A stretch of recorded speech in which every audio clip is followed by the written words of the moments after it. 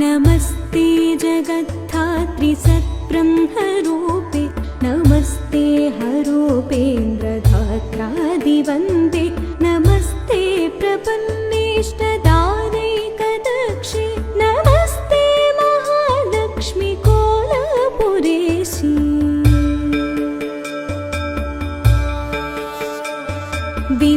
विधिकृत्तिवासा हरिर्विश्वमेतत् सृजत्यत्तिपादीति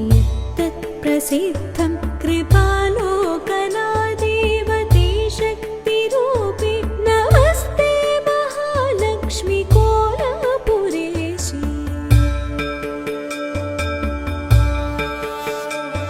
त्वया मायया व्यापमेतत् समस्तं धृतं वीयसे देवि कुक्षौ हि विश्वं स्थितां बुद्धिरूपेण सर्वत्र जन्तौ नमस्ते महालक्ष्मी को